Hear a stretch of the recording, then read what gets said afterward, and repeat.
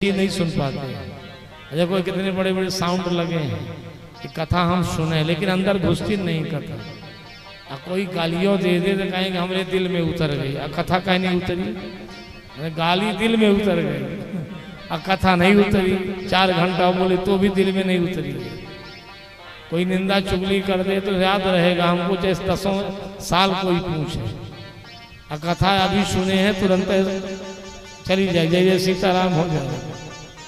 माने गलत चीजें कितना कान खींचते हैं, इसीलिए कलयुगी कान है। ये गलत चीजों को खींचते हैं, सही चीजों को बाहर करते हैं। हम लोग प्रयास करें कि सही चीजों को खींचें और गलत चीजों को बिल्कुल न सुनें। इसीलिए कान वेद का स्वरूप माने गए हैं। महर्षि वाल्मीकि जी से राम जी ने पूछा हम कहाँ रहे हैं? बोले जिनके कान समुद्र की तरह हैं, आपकी कथा नदी बन के उसी में घुस रही है, उसी के हृदय में प्रवेश कर रही। जिनके श्रवण समुद्र समाना कथा तुम्हारी सुभग सरना। कथा तुम्हारी नदी बन जाए और कान समुद्र बन जाए। देखो समुद्र में कितनों नदियां मिल रही, लेकिन कभी बाढ़ नहीं आती। तो समुद्र की तरह मनुष्य को गंभीर होना चाहिए, चाहे सुख आए चाहे दुख आए, बिल्कुल गंभीर बना रहे। ये प्रकृति का आशीर्वाद है, जिसके पास ऐसा स्वभाव आ जाए। तो महाराज 24 अवतार की कथा महर्षि वेदव्यास जी ने पुराणों की रचना की, फिर भी उन्हें शांति नहीं मिली। माने 4 वेद, 17 पुराण, 22 उपनिषद, 6 शास्त्र, सबकी रचना हुई। अब वेदव्यास को शांति नहीं मिली, तो बेचारे खिन्न मन से सरस्वती नदी के किनारे बैठे थे।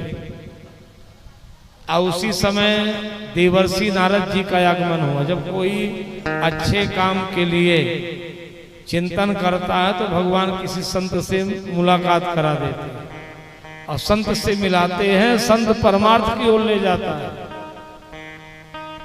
और नारद जी ने तुरंत, वेदव्यास ने कहा महाराज मैंने 17 पुराण की रचना की, मैंने 4 वेदों का विभाजन किया, लेकिन मुझे शांति क्यों नहीं मिल रही है? आखिर शांति तो मिलना चाहिए। तो महाराज नारद जी ने अपने पूर्व इतिहास बताया कि मैं दासी का पुत्र था, और हम लोगों ने 4 महीना संतों की सेवा की। संत अपने अपने आश्रम चले गए, मेरी मां दक्षिण की ओर लेके चल दी। लेकिन दुर्भाग्य से मेरी मां को किसी काले नाग ने डस लिया। अब मैं भी बड़ा दुखित हुआ, लेकिन अंदर से बड़ी प्रसन्नता हो कि चलो मां के ममता से भगवान ने हटा तो दिया, अब मैं स्वतंत्र हूं, चाहे जहां जाऊं। तो महाराज स्वतंत्र होकर के नारद जी पीपल के नीचे बैठ करके ओम नमो भगवते वासुदेवाय इस मंत्र का जाप करने लगे। कि किसी को कितना कष्ट हो, संकट हो, चाहे पति रूपी कष्ट हो, चाहे बेटवा रूपी कष्ट हो, बिटिया रूपी कष्ट हो, धन रूपी हो, 21 दिन तक कोई 20 मिनट पीपल के नीचे बैठ के, लोग पीपल के नीचे काहे बैठे? पीपल के नीचे तो भूत रहते हैं, हम लोग भूत थोड़ी बने। पीपल के नीचे भूत भी तरते हैं। पीपल